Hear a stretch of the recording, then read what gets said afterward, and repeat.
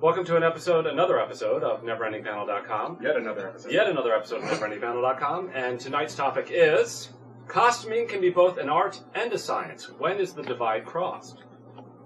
Oh.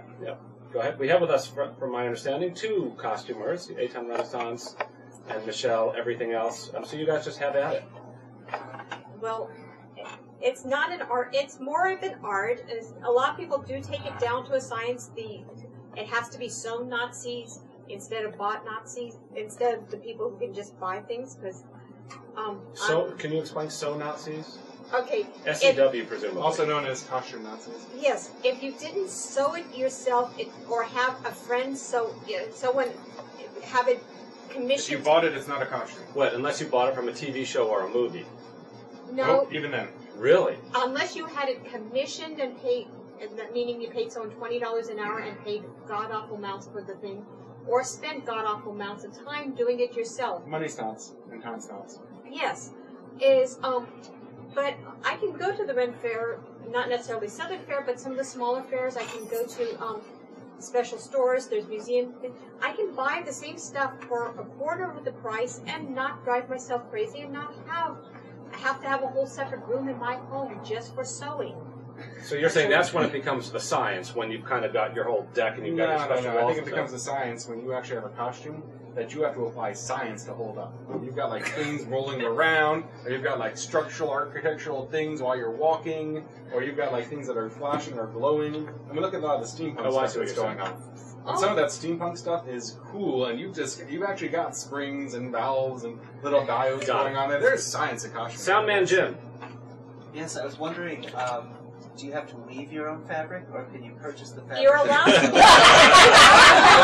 You should mention that. When I actually made my own chainmail, I did take the wire and wrap it around the dowel and cut the links myself. So sometimes if you don't have a loom, you're just not really in it. Most costuming Nazis will let you go to the store and purchase your fabrics, but if you wear chainmail, yes, you have to make your own links. It's not like you can go into like a fabric store and buy chainmail. Arlene. Well, I mean, there's also Actually, the historic costumers who are very, very detailed in how they put their costumes together to make it historically accurate.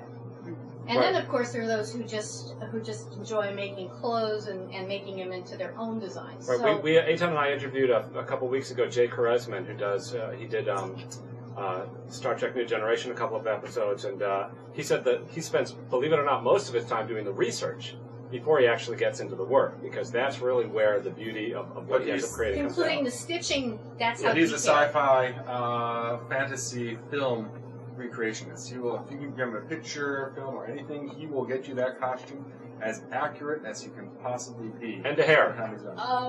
In fact, I just let think you know the details. of the science part of it is that I think back at LA Con 2 in 1984, there was the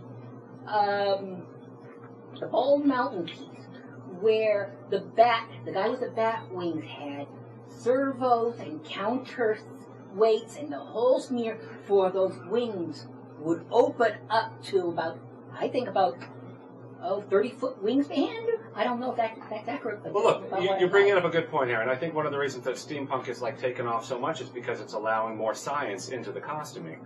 So it's not just your cool leather outfit and your bandolier or whatever it is that you put together. You're also putting together wires and tubes and everything like that. You're neglecting the other part of the art or science divide, though, which is again going back to Koresman. He does recreations of the old show V, all the costumes that they have in the old show V. The science says, the fact of the matter is, those costumes were orange. Those costumes were orange, and they used to actually offer them in orange. The problem is that the way it appeared on the television was it was red. So he had to make a decision: does he get it accurate as he can, as the science says, or does he just admit that what the people really want, the art part of it, is it came across as red? They don't want to go around a science fiction con in an orange V costume. They want red, which is whatever red is. Which is ultimately what he had to offer. It depends on the lighting on the show, because... And actually, depending on the lighting on the show, that brings us very nicely into Finish Up Lady, because we have to find our awkward pause now. Because the makeup, Worf's makeup on Star Trek was actually purple. but obviously he had a very nice dark skin tone, normal skin tone. And so, speaking of skin tones, that about wraps up this episode of NeverendingCannon.com. Thank you.